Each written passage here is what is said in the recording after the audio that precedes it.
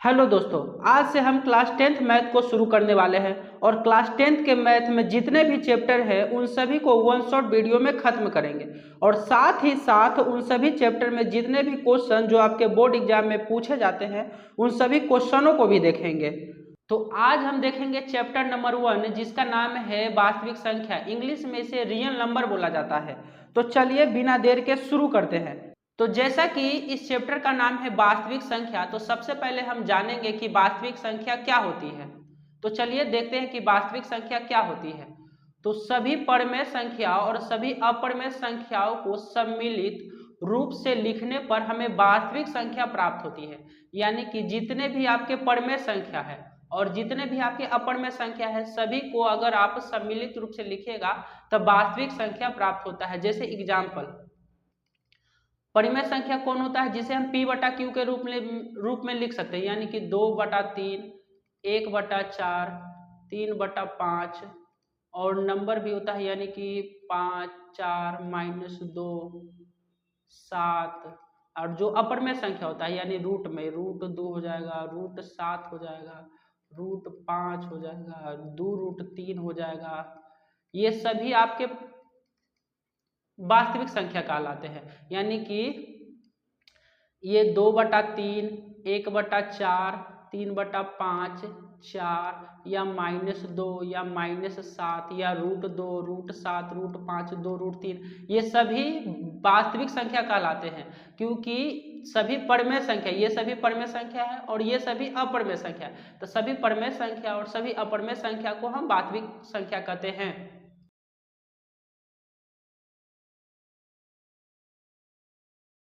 वास्तविक संख्या को r से प्रदर्शित किया जाता है। यानी कि अगर कहीं पे आपका r बराबर लिखा हुआ है कि r बराबर 4, यानी कि आपको वास्तविक संख्या का मान दिया हुआ है। वास्तविक संख्या धनात्मक और ऋणात्मक दोनों हो सकते हैं। यानी जो वास्तविक संख्या है वो प्लस में भी हो सकते हैं और माइनस में भी हो सकते हैं। जैसे कि अगर वास्तविक संख्या है तो आपका +1/2 भी हो सकता है, -1/2 भी हो सकता है, +7 भी हो सकता है, -7 भी हो सकता है, +√2 भी हो सकता है, -√2 भी हो सकता है, +3√5 भी हो सकता है, -3√5 भी हो सकता है। यानी जो वास्तविक संख्या होते हैं वो प्लस में भी होते हैं और माइनस में भी होते हैं।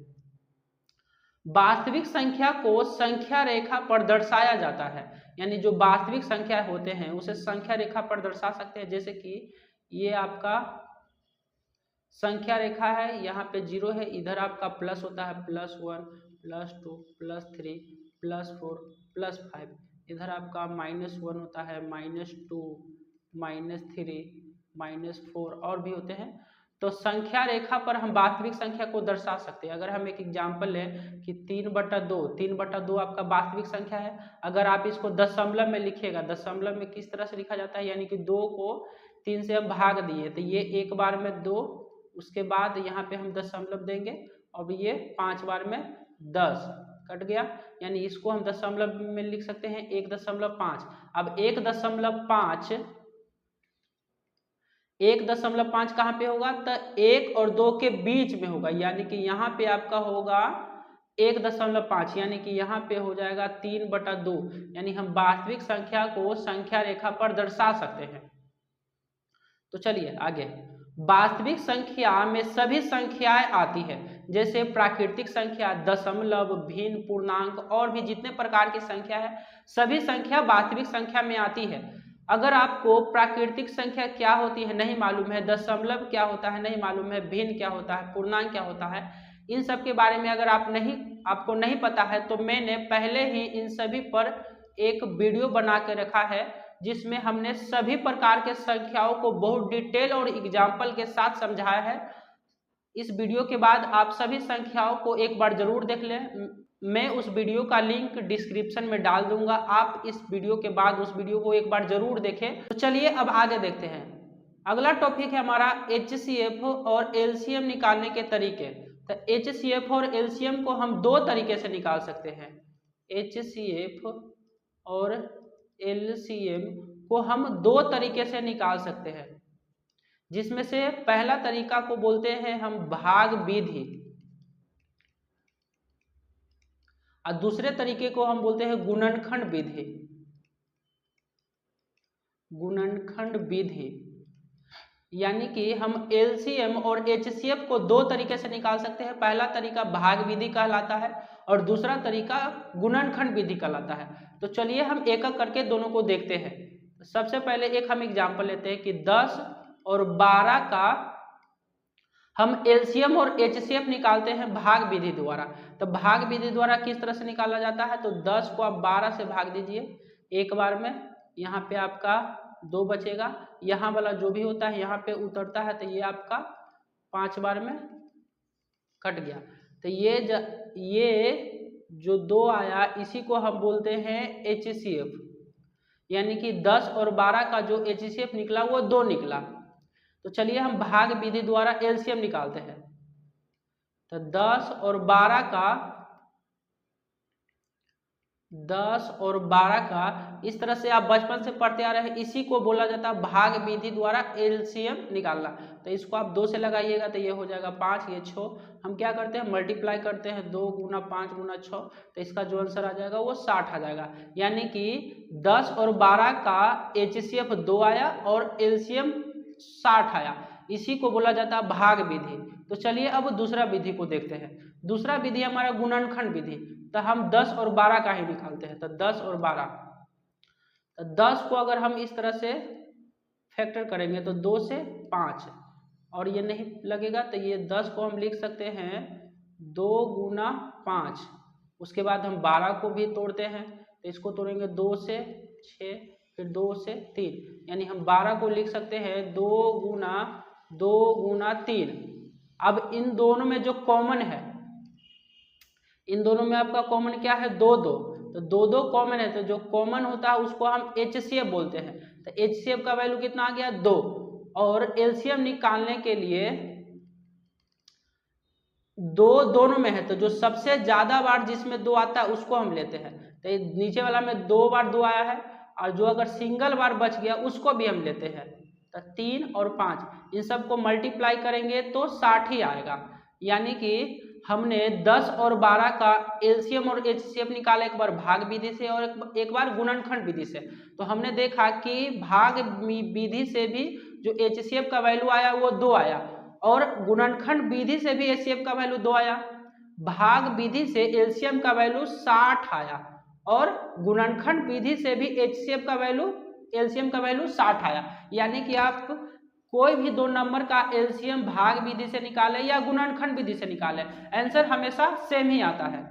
तो चलिए आगे देखते हैं। अगला टॉपिक है हमारा यूक्लिड के विभाजन एल्गोरिथम। तो चलिए समझते हैं कि यूक्लिड के विभाजन एल्गोरिथम होता क्या है।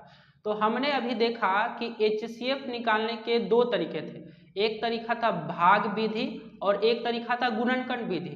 तो चलिए सबसे पहले हम भाग विधि को देखते हैं। भाग विधि में हमने क्या किया था कि 10 को 12 से डिवाइड दिया था, इसमें एक बार में लगा था, यहाँ पे 2 बचा था, उसके बाद यहाँ भी उतारे हम 10, ये 5 बार में लगा था, यहाँ से एचसीएफ का वैल्यू 2 आया था, ये हमने अभी देखा।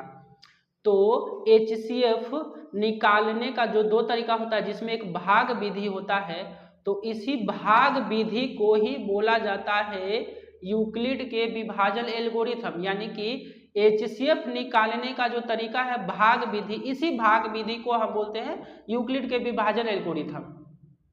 तो हमने 10 को 12 से डिवाइड दिया, एक बार में लगा 10, यहाँ पे आपका 2 बचा, तो हम इसको लिख सकते हैं 12 बराबर 10 गुना 1 प्लस 2, यानी कि ये 12 बराबर हम लिख सकते हैं 10 यहाँ वाला, और ये गुना में 1 और प्लस का ये नीचे जो बचा, इसको आप सॉल्व कीजिएगा तो 10 गुना 1 प्लस 2 12 12 12 बराबर हो गया। ठीक, हम इसको क्या करते हैं, इसको हम a मानते हैं, इसको हम a माने, इसको हम b मानते हैं, ये इसको हम q मानते हैं, इसको हम r मानते हैं। तो हम इस 12 के जगह पे a लिख सकते हैं, इस 10 के जगह पे हम b लिख सकते हैं, और गुना में 1 का वैल्यू है q, तो इसके जगह पे हम q लिख सकते हैं, प्लस में 2 का वैल्यू को हम r माने। तो ये कहलाता है आपका a बराबर bq प्लस r, को ही एक तरह से बोला गया है यूक्लिड के विभाजन एल्गोरिथम का फॉर्मूला, जहां पे 2 धनात्मक पूर्णांक a और b के प्रत्येक युग्म के लिए a को b से भाग देने पर r बचता है। यानी कि a को हम b से जब भाग देते हैं तो r बचता है, तो हम उसको इस तरह से लिख सकते हैं। चलिए एक नोट है, जो r का मान है वो हमेशा शून्य होगा या b से छोटा होगा। यानी कि फिर से हम इसी को लिखते हैं, अगर हम 10 को दिए 12 से भागा तो एक बार में 10, यहाँ पे 2, तो ये जो आपका r का वैल्यू है, ये r का वैल्यू है, ये आपका b का वैल्यू है। तो जो r का वैल्यू है 2, तो वो b के वैल्यू से कम है। यानी कि जो r का वैल्यू रहेगा, जो r का वैल्यू रहेगा वो b से हमेशा कम रहेगा, या r का वैल्यू 0 के बराबर रहेगा। या इसको हम इसी तरह से लिखते हैं, जो r का वैल्यू है वो b से कम रहेगा, या जो r का वैल्यू है वो 0 से बराबर, 0 के बराबर रहेगा, या 0 से बड़ा भी रह सकता है। ठीक, यानी r का वैल्यू b से हमेशा कम रहेगा, r का वैल्यू 0 के बराबर रह सकता है, और r का वैल्यू 0 से बड़ा हो सकता है। 0 से बड़ा कहने का मतलब है कि 1 हो सकता है, 2 हो सकता है, 3 हो सकता है। तो चलिए यूक्लिड के विभाजन एल्गोरिथम का प्रयोग करके 960 और 432 का मसा निकालते हैं। ये आपका 2022 में पूछा गया क्वेश्चन है।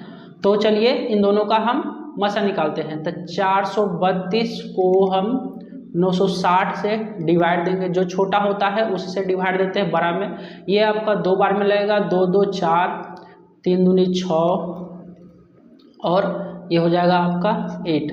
इसको माइनस करेंगे तो यहाँ पे आपका 6 आएगा, यहाँ पे आपका 9 आएगा, ये आपका कट जाएगा। अब देखिए इसको अब हम लिखेंगे, इसको हम लिखते हैं सबसे पहले a बराबर बी क्यू प्लस r के फॉर्मेट में। अब इसको हम क्या किए थे, a माने थे, यहाँ वाला को b माने थे, यहाँ वाला को q और यहाँ वाला को r। यानी a के जगह पे हम लिखेंगे 960 बराबर b के जगह पे हम लिखेंगे 432 गुना q के जगह पे हम लिखेंगे 2 और प्लस r के जगह पे लिखेंगे 96।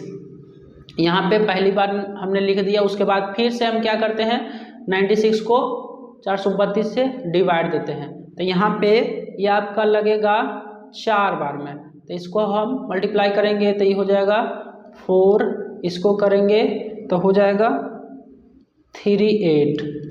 यहाँ पे अगर हम माइनस करते हैं तो यहाँ पे आपका बचेगा 8 और यहाँ पे आपका बचेगा 4। ठीक, अब फिर से हम इसको लिखते हैं। अब इस बार क्या करते हैं, हम इसको मानते हैं a, ये हो जाएगा a, यहाँ पे आपका हो जाएगा ये b, ये हो जाएगा आपका q और ये हो जाएगा आपका r। यानी कि यहाँ पे हम लिखेंगे 432 बराबर, ये आपका b का वैल्यू हो जाएगा 96 मल्टीप्लाई बाय, यहाँ पे हो जाएगा 4 और प्लस का यहाँ पे हो जाएगा आपका 48। उसके बाद फिर हम इसको डिवाइड देंगे, इसको डिवाइड देंगे तो यहाँ पे आपका हो जाएगा 96, ये आपका 2 बार में 96 आपका कट गया। यहाँ पे हम फिर से लिखेंगे, यहाँ पे अब की बार a का वैल्यू हो जाएगा आपका 96 इक्वल टू यहाँ पे b का वैल्यू हो जाएगा 48 इंटू q का वैल्यू हो जाएगा 2 और प्लस का r का वैल्यू कुछ नहीं तो 0। तो जब भी आपको यूक्लिड के विभाजन एल्गोरिथम का प्रयोग करके मसा निकालने को बोला जाता है तो आपको इस फॉर्मूला का यूज करना बहुत ज़रूरी है आपके बोर्ड एग्जाम में। इसको हम इस तरह से मसा निकालते हैं और इस फार्मूला पे इस तरह से बैठाते हैं और यहाँ पे जो आपका होता है यही आपका मसा का वैल्यू आ गया, यानी कि HCF का कितना हो जाएगा 48। तो आप यूक्लिड के विभाजन एल्गोरिथम का प्रयोग करके इन सभी क्वेश्चनों को आप घर पे एक बार ट्राई जरूर कीजिएगा। ये सभी क्वेश्चन आपके बोर्ड एग्जाम में पूछे जा चुके हैं, जैसे कि ये क्वेश्चन रिसेंटली में 2023 में, ये क्वेश्चन 2021 में, ये क्वेश्चन 2021 में, ये 2020 में, ये 2020, यानी कि हर साल आपका हर साल एक न एक क्वेश्चन ये पूछा ही जाता है। ये आपके बोर्ड एग्जाम के लिए बहुत इंपॉर्टेंट है, तो इन सभी को एक बार जरूर बना लीजिएगा। तो चलिए अब आगे देखते हैं। अगला जो हमारा टॉपिक है वो है अभाज्य गुणनखंड। हमने अभी देखा था कि अभाज्य गुणनखंड के द्वारा HCF और LCM निकाला जाता है। यानी HCF और LCM निकालने का दो तरीका था, पहला था भाग विधि और दूसरा था गुणनखंड विधि, उसी को बोला जाता है अभाज्य गुणनखंड। तो चलिए समझते हैं अभाज्य गुणनखंड क्या होता है। तो इसको एक एग्जाम्पल से समझते हैं, दो एग्जाम्पल से समझते हैं। अगर पहला एग्जाम्पल में हमने लिया 30, तो क्या करते हैं, इसको हम तोड़ते हैं इस तरह से, 2 से इसको पहले लगाएंगे तो ये 15 बार में लगेगा, फिर इसको हम 3 से लगाएंगे ये 5 बार में। यानी हम इस 30 को लिख सकते हैं 2 गुना 3 गुना 5। ये सभी एक अभाज्य संख्या कहलाती है, इसलिए इस गुणनखंड को बोला जाता है अभाज्य गुणनखंड। या अगर हम दूसरा एग्जाम्पल लें कि अगर हम 50 को इस तरह से तोड़ते हैं तो इसको 2 से लगाएंगे 25, फिर इसको लगाएंगे 5, तो हम 50 को लिख सकते हैं 2 गुना 5 गुना 5। ये भी अभाज्य संख्या कहलाती है, तो इसके गुणनखंड को हम अभाज्य गुणनखंड कहते हैं। यानी प्रत्येक भाज्य संख्या को अभाज्य संख्याओं के गुणनखंड के रूप में व्यक्त करना ही अभाज्य संख्या कहलाता है। यानी कि ये 30 आपका एक भाज्य संख्या है, भाज्य संख्या को इन अभाज्य संख्याओं में तोड़ना ही अभाज्य गुणनखंड कहलाता है। तो ये आपका एग्जाम में भी पूछा जाता है, जैसे कि ये 2022 में पूछा गया था, 140 का अभाज्य गुणनखंड के रूप में लिखना है। इस तरह से इसको हम क्या करेंगे, तोड़ेंगे, इसको हम 2 से 70, उसके बाद 2 से 35, उसके बाद 5 से 7, यानी 140 को हम तोड़ कर लिख सकते हैं 2 गुना 2 गुना 5 गुना 7। ये कहलाता है आपका अभाज्य संख्या। तो आप क्या कीजिएगा कि अभाज्य संख्याओं, तो इन सभी संख्याओं का अभाज्य गुणनखंड आप घर पे ट्राई कीजिएगा, जैसे कि 124 हो गया, 156, 5005, 3276 और 120। इन सभी संख्याओं को आप एक बार घर पे ट्राई जरूर कीजिएगा। तो चलिए अभाज्य गुणनखंड विधि द्वारा हम HCF और LCM निकालते हैं। जैसा कि यहाँ पे क्वेश्चन है कि अभाज्य गुणनखंड विधि से 60 और 90 का मसा और लसा निकालें। मसा को ही हम लोग बोलते हैं HCF और लसा का बोलते हैं LCM। तो चलिए हम अभाज्य गुणनखंड विधि द्वारा निकालते हैं। तो सबसे पहले हम क्या करेंगे, 60 को अभाज्य गुणनखंड के रूप में लिखेंगे, जैसे कि इसको हम 2 से डिवाइड देंगे तो ये 30 बार में, फिर 2 से ये 15 बार में, फिर 3 से ये 5 बार में। यानी हमने 60 को तोड़ा 2 गुना 2 गुना 3 गुना 5 में 5, और 90 को 2 से 45, फिर 5 से ये 9, उसके बाद 3 से 3, यानी कि हमने 90 को 2 गुना, इन दोनों 3 को हम पहले लिख सकते हैं 3 गुना 3 गुना 5। अब इसमें हम क्या देखते हैं, इन दोनों में कॉमन, तो इन दोनों में कॉमन क्या है, इन दोनों में 2 कॉमन है, इन दोनों में 3 कॉमन है, इन दोनों में 5 कॉमन है। यानी जो कॉमन होते हैं उसको हम बोलते हैं HCF। तो दोनों में 2 कॉमन है तो 2 ले लेंगे, 3 कॉमन है तो 3, और 5 कॉमन है तो 5। अब इन सबको मल्टीप्लाई करेंगे तो ये हो जाएगा आपका 30। तो ये आपका निकला HCF। तो चलिए अब LCM निकालते हैं। LCM को थोड़ा सा ध्यान से देखिएगा। LCM निकालते समय हम क्या करते हैं कि इसमें 2 एक बार आया है, इसमें 2 2 बार आया है, तो क्या करते हैं, इसका 2 दोनों लिख देते हैं यहाँ पे। तो 2 गुना 2, इसमें 3 एक बार आया है, इसका में 3 2 बार आया है, तो 3 इस बार इसका दोनों लिखेंगे। और इसमें क्या है कि दोनों में 5 एक ही बार आया है तो एक बार 5 लिख देंगे। लेकिन क्या करते हैं हम LCM में कि जिसमें ज्यादा बार कोई नंबर आता है तो उस नंबर को हम लेते हैं। जैसे कि इसमें 2 एक बार आया था, इसमें 2 बार आया था, तो इन दोनों को हम लिए। इसमें क्या हुआ था, 3 एक बार आया था, इसमें 3 2 बार आया था, तो इन दोनों को हम लिए। और इसमें क्या हुआ था, 5 एक बार आया था, तो आप 5 लिख सकते हैं। इसको मल्टीप्लाई करेंगे तो ये हो जाएगा 4, इसको मल्टीप्लाई करेंगे तो ये हो जाएगा 4 12 12 36 और 36 बचे 180। तो ये आपका LCM हो गया HCF का। तो चलिए दूसरा क्वेश्चन देखते हैं कि अभाज्य गुणनखंड विधि से 6, 8 और 22 का मसा और लसा निकालिए। तो चलिए इसमें 3 नंबर दिया हुआ है। पहला नंबर है आपका 6, इसको हम अगर फैक्टर करेंगे तो ये हो जाएगा 2 से 3 बार में, यानी कि हम 6 को लिख सकते हैं 2 गुना 3। दूसरा आपका है 8, इसको हम 2 से 4 बार में, उसके बाद 2 से 2, यानी कि हम 8 को लिख सकते हैं 2 गुना 2 गुना 2। उसके बाद आपका है 22, 22 को हम 2 से 11 बार में, यानी कि 22 को हम तोड़ के लिख सकते हैं 2 गुना 11।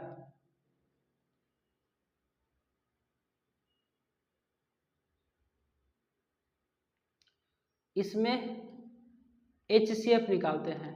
तो HCF क्या होता है, तीनों में जो कॉमन रहेगा, तो तीनों में कॉमन क्या है आपका 2, तो आपका HCF हो जाएगा 2। और LCM निकालने के लिए क्या करेंगे, देखेंगे 2 सबसे ज्यादा बार किस में आया है, तो इसमें 2 एक बार आया है, इसमें 3 बार आया है, तो इन तीनों को हम लिख देंगे। उसके बाद 3 इसमें एक बार है, तो इस 3 को भी लिख देंगे। उसके बाद 11 इसमें एक बार है, तो इसको भी लिख देंगे सब। तो इन सबको हम मल्टीप्लाई कर देंगे, जैसे कि 2 को 2 से किए 4, 4 दूनी 8, 24, 24 को 11 से करेंगे तो हो जाएगा आपका 264। तो ये आपका LCM का वैल्यू आ गया।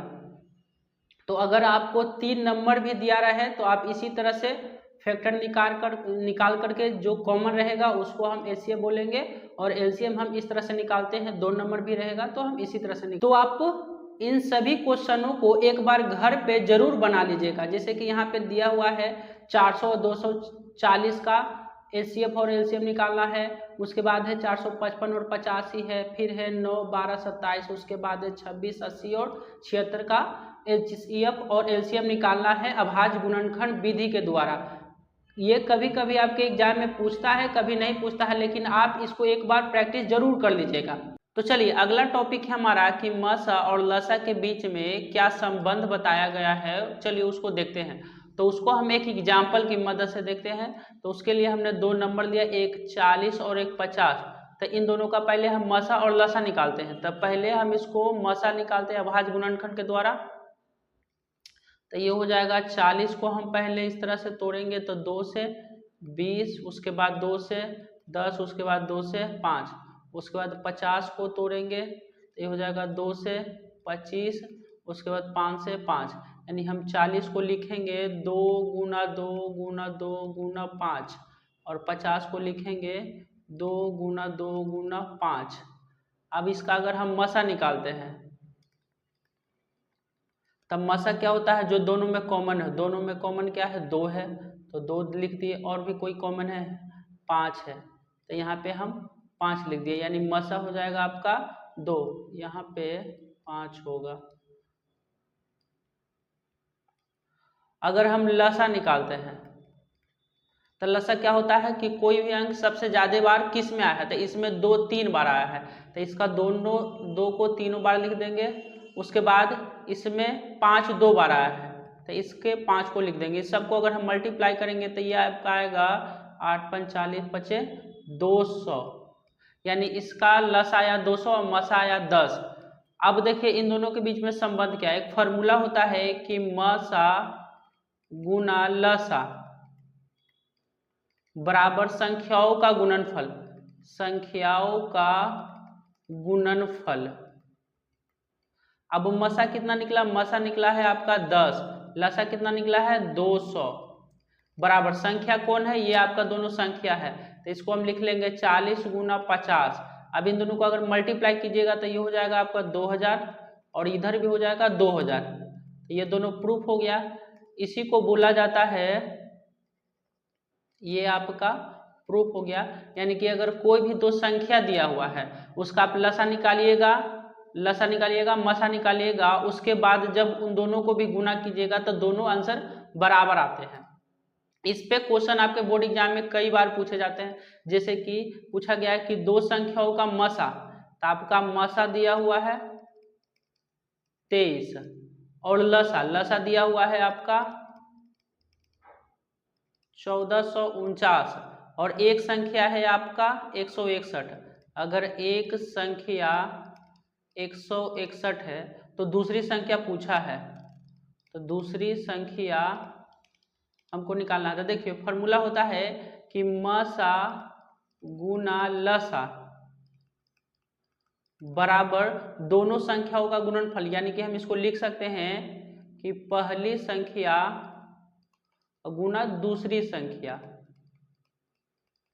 अब जो जो दिया है उसको हम यहाँ पे पुट कर देते हैं। जैसे कि मसा का वैल्यू दिया है 23, तो 23 लिख सकते हैं। लसा का वैल्यू दिया है 1449, तो 1449 लिख दिए। पहली संख्या दिया है आपका 161, तो 161 लिख दिया। दूसरी संख्या दिया है, निकालना है आपको, तो दूसरी संख्या को हम b मान लेते हैं। अब b का वैल्यू निकालना है, यहाँ पे हम कैपिटल से b मान सकते हैं। अब b का वैल्यू निकालना है, तो ये दोनों चल जाएगा बटा में 161, तो ये हो जाएगा 23 गुना 1449 बटा का 161, अब बराबर में b। अब अगर 161 से अगर हम 1449 को काटेंगे तो ये आपका 9 बार में कटेगा, 9 को 23 से मल्टीप्लाई कर देंगे तो ये आपका आ जाएगा 207। तो ये आपका आंसर हो गया कि b का वैल्यू यानी कि दूसरी संख्या का वैल्यू 207 है। यानी कि अगर आपको लसा दिया हुआ है, मसा दिया हुआ है, पहली संख्या दिया हुआ है, तो दूसरी संख्या इस तरह से निकलेगा, या आपको इन चार गो में से कोई भी चीज मालूम है, यानी कि अगर मसा नहीं मालूम है, लसा दिया हुआ है, पहली संख्या दिया हुआ है, दूसरी संख्या दिया हुआ है, तो इसी फॉर्मूला में बैठा के आप किसी भी संख्या का वैल्यू मालूम कर सकते हैं। इसी पे कई क्वेश्चन है, जैसे कि ये क्वेश्चन हमने बना लिया कि मसा दिया हुआ था 23, लसा इतना था, पहली संख्या 161 था, तो ये हमने बना लिया। तो आप क्या कीजिएगा, ये बाकी सब क्वेश्चन को, जैसे सेकंड नंबर क्वेश्चन है कि मसा है 13, लसा है 182 और पहली संख्या 26, तो दूसरी संख्या निकल जाएगा, ये आप बना लीजिएगा। तीसरा क्वेश्चन भी है कि दो संख्याओं का मसा दिया हुआ है, लसा दिया हुआ पहली संख्या, तो दूसरी संख्या आपको निकालना है। इसमें क्या है कि इसमें मसा दिया हुआ है और दोनों का गुणनफल दिया हुआ है, यानी आपको ये दिया हुआ है 118 और लसा नहीं मालूम है, गुणनफल आपको दिया हुआ है 12960, तो आप क्या कीजिएगा 18 बटा में चल जाएगा तो लसा का मान निकल जाएगा। तो ये सब आप एक बार घर पे जरूर प्रैक्टिस कर लीजिएगा। तो चलिए अब आगे देखते हैं। अगला टॉपिक है हमारा कि 2√2 को सिद्ध करना है कि यह एक परिमेय संख्या है, और ये भी आपके बोर्ड एग्जाम के लिए बहुत इंपॉर्टेंट है, आपको पता होगा। तो चलिए हम इसको सिद्ध करते हैं। तो सिद्ध करने के लिए सबसे पहले हम इसको मानते हैं कि माना कि 2 + √2 एक परिमेय संख्या है, परिमेय संख्या है। इसको हम मानते हैं कि यह एक परिमेय संख्या। तो आपको पता होगा कि परिमेय संख्या को हम p/q के रूप में लिख सकते हैं। तो क्या किए कि इसको हम p/q के रूप में लिख दिए, जहां p और q एक पूर्णांक है, पूर्णांक है, और q 0 के बराबर नहीं है। आपको ये लाइन लिखना होगा कि p और q एक पूर्णांक है और q 0 के बराबर नहीं हो सकता, क्योंकि अगर आपका q 0 के बराबर हो जाता है, यानी यहाँ पे आपका 0 हो जाता है, तो ये वैल्यू जो हो जाता है अपरिभाषित हो जाता है, इसलिए q कभी भी 0 के बराबर नहीं होना चाहिए। अब देखिए अब करते क्या है कि इस 2 को हम इस तरफ लेके आते हैं, तो ये आपका हो जाएगा √2 इधर ही रहेगा और ये 2 इधर आएगा, तो हो जाएगा p/q माइनस का 2। अब इसका अगर हम एलसीएम निकालें तो ये हो जाएगा 2 और ये हो जाएगा आपका q/p माइनस का 2p। अब आपको पता होगा कि ये p एक परिमेय संख्या है, ये भी एक परिमेय संख्या और ये भी एक परिमेय संख्या, तो ऊपर वाला ये टोटल हो गया आपका परिमेय संख्या, और नीचे q भी एक परिमेय संख्या है। तो परिमेय संख्या और परिमेय संख्या का जो भाग होता है वो भी हमेशा परिमेय संख्या याद आता है, यानी कि अगर कोई भी परिमेय संख्या को परिमेय संख्या से भाग देते हैं तो वो परिमेय संख्या ही देता है। तो इसको हम वर्ड के रूप में लिख देते हैं कि p-2p एक परिमेय संख्या है, परिमेय संख्या है, और q भी एक परिमेय संख्या है, और हम जानते हैं कि दो परिमेय संख्या का भाग भी हमेशा परिमेय संख्या आती है, लेकिन ये √2, ये देखिए परिमेय संख्या, ये परिमेय संख्या, तो इसका जो वैल्यू आना चाहिए था परिमेय संख्या आना चाहिए था, लेकिन ये एक अपरिमेय संख्या है। लेकिन √2 एक अपरिमेय संख्या है। इसके बाद हम कह सकते हैं अतः हमारा मानना गलत साबित हुआ कि 2 + √2 एक परिमेय संख्या है। चूंकि 2 + √2 एक अपरिमेय संख्या है, अपरिमेय संख्या है। यानी कि देखिए कभी भी अगर आपको रूट वाला प्रूफ करना हो इस तरह का, तो आप सबसे पहले क्या कीजिएगा कि इस तरह से सबसे पहले उसको मानते हैं कि जो भी दिया होता है 2 + √2 एक परिमेय संख्या है, लिख देते हैं। उसके बाद इसको P/Q के रूप में लिख देते हैं और लिख देते हैं कि P और Q एक पूर्णांक है और Q 0 के बराबर नहीं होगा। और रूट वाला को एक तरफ कर देते हैं, बिना रूट वाला को एक तरफ कर देते हैं। उसके बाद जो बिना रूट वाला होता है अगर डिवाइड में है तो लिख देते हैं कि जो ऊपर वाला दिया हुआ है वो परिमेय संख्या है, नीचे वाला भी दिया हुआ है तो परिमेय संख्या है। और परिमेय संख्या का भाग हमेशा परिमेय संख्या होता है, इस तरह से लिख देंगे। लेकिन इधर वाला जो आया है वो आपका रूट है, तो इसलिए वो अपरिमेय संख्या है। तो हमारा मानना गलत साबित हो गया कि जो दिया हुआ था आपका क्वेश्चन वो एक परिमेय संख्या है, यानी कि हम लिख देते हैं कि ये एक अपरिमेय संख्या है। अगर आप इस तरह से लिखिएगा तो आपको 2 मार्क्स मिलेगा। तो देखिए,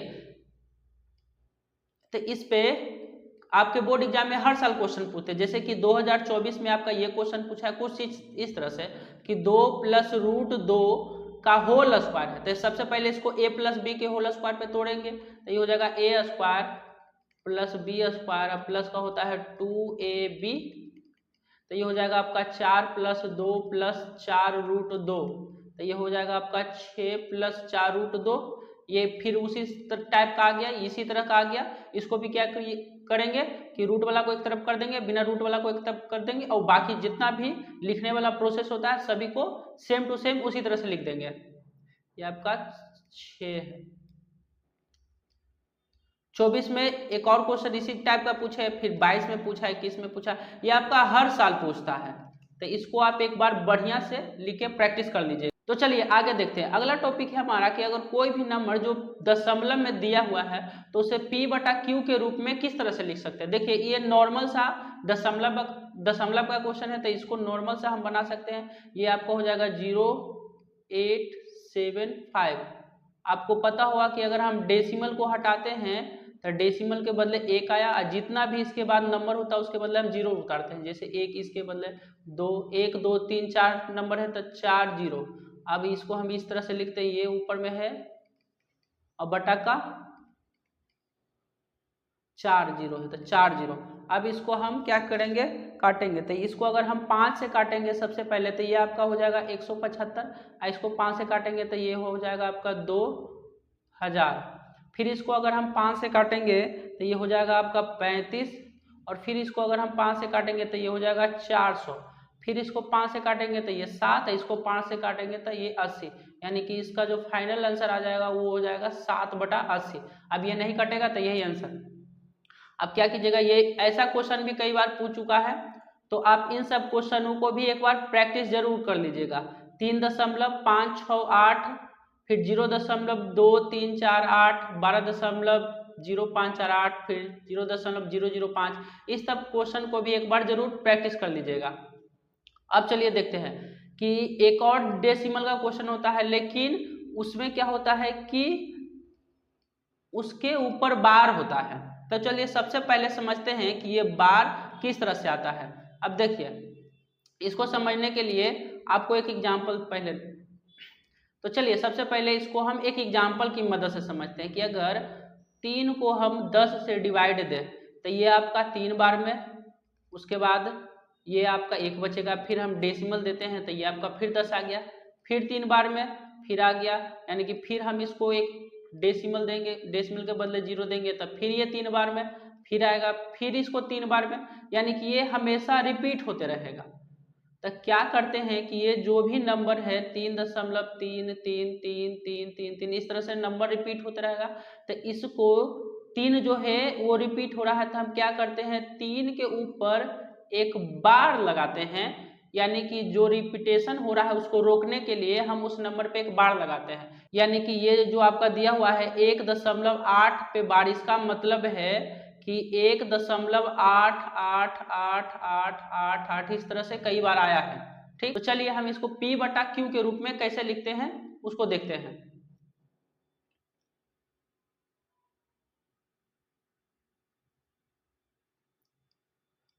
अगर तो चलिए इसको देखते हैं 1.8 के ऊपर बार है, तो हमने अभी बताया क्या कि 1.8 के ऊपर बार का मतलब क्या है कि 8 है जो कई बार रिपीट हुआ है, इस तरह से हम लिख सकते हैं। इसको हम क्या करते हैं x के बराबर मान लेते हैं, इसको हम मान लेते हैं फर्स्ट इक्वेशन।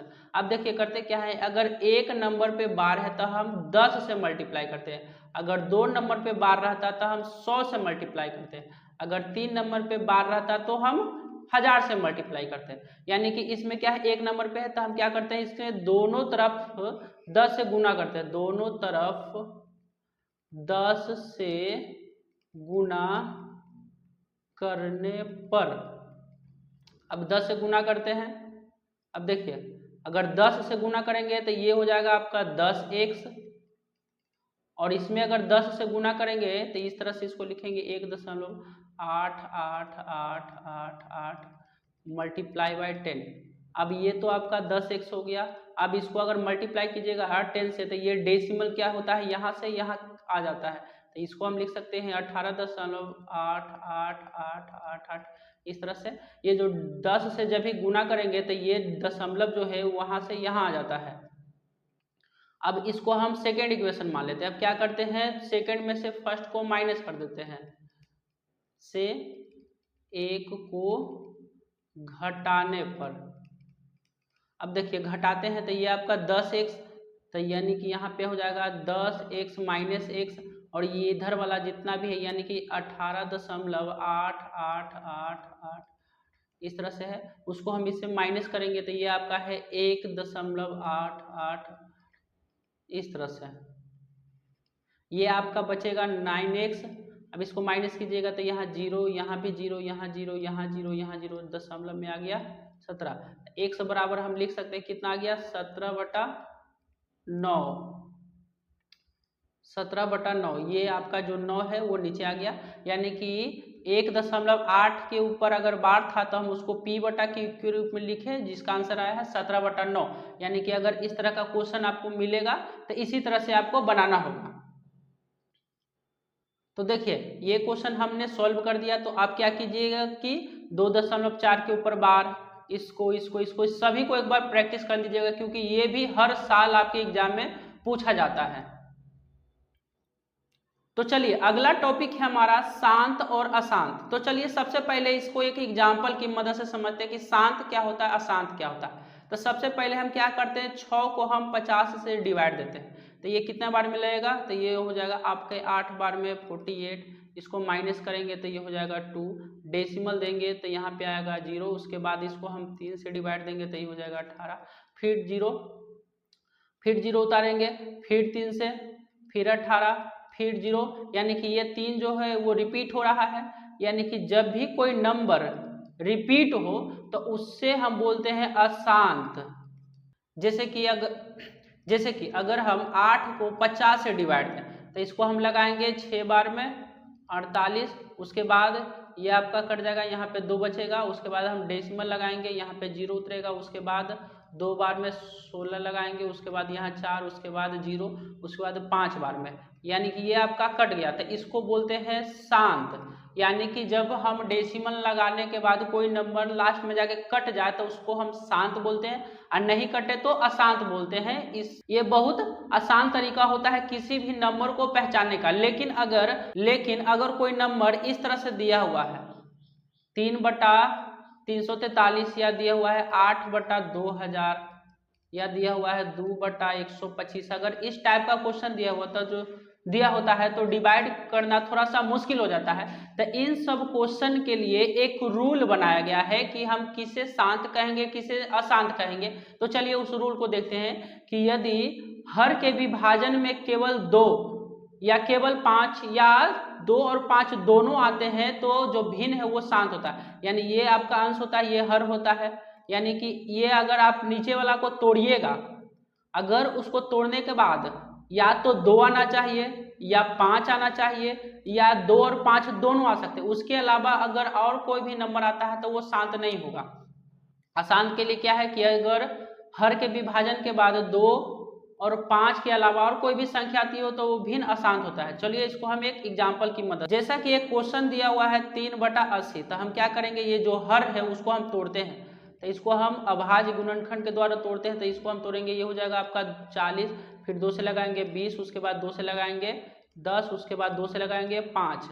यानी हम इसको लिख सकते हैं 3/2 गुना 2 गुना 2 गुना 2 गुना 5। अब देखिए जब हम हर को तोड़े तो इसमें सिर्फ 2 आया और 5 आया, यानी हम इसको बोल सकते हैं क्या है, ये शांत है।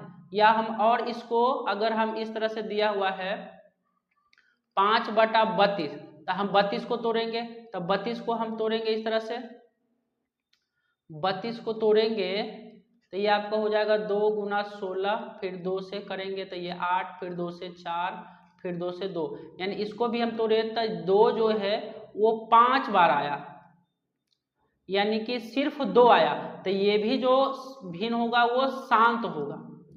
या हम और अगर 125 लेते हैं, तो अगर आप 125 को तोड़िएगा तो ये सिर्फ 5 5 और 5 आता है, तो ये भी जो हो जाएगा वो शांत हो जाएगा। यानी कि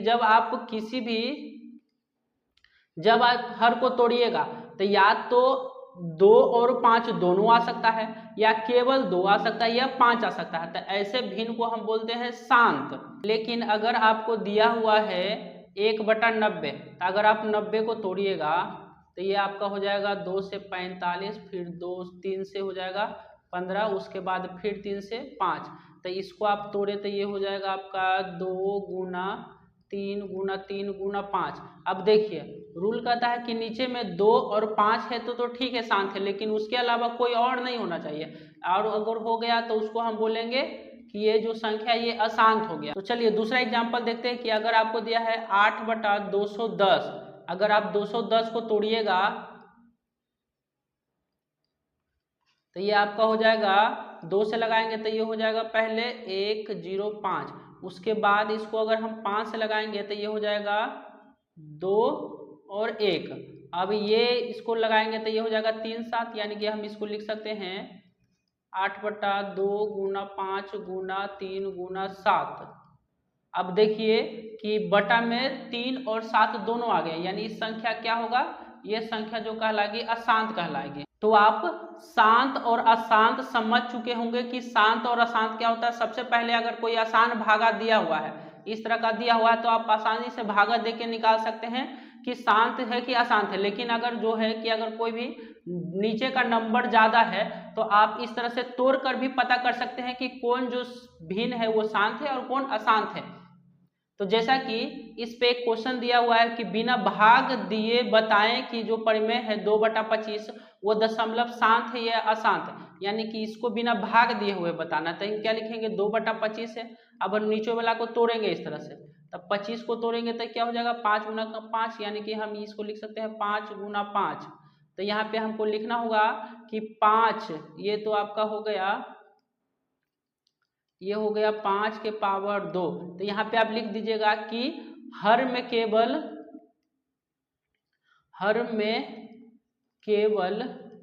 5 है, इसलिए यह भिन्न शांत है। यानी कि हम बिना भाग दिए हुए बता दिए कि यह शांत है या अशांत। क्यों? क्योंकि हम नीचे वाला को तोड़े और उसके बाद अगर इसमें अगर 5 आएगा या 2 आएगा तो हम उस भिन्न को बोलेंगे शांत। तो आज हमने इस वीडियो में वास्तविक संख्या को पूरा समाप्त किया और हम अगले वीडियो में इस चैप्टर से जितने भी ऑब्जेक्टिव और सब्जेक्टिव आपके बोर्ड एग्जाम में पूछे जाते हैं उन सभी क्वेश्चनों को देखेंगे। तो अगर आपको यह वीडियो अच्छी लगी हो तो प्लीज़ इस वीडियो को लाइक कीजिएगा, अपने दोस्तों के साथ शेयर कीजिएगा और हमारे चैनल पर नए हैं तो चैनल को सब्सक्राइब कर लीजिएगा, क्योंकि जो हमारी आने वाली वीडियो है वो आपके पास पहुंच जाए। तो चलिए, धन्यवाद।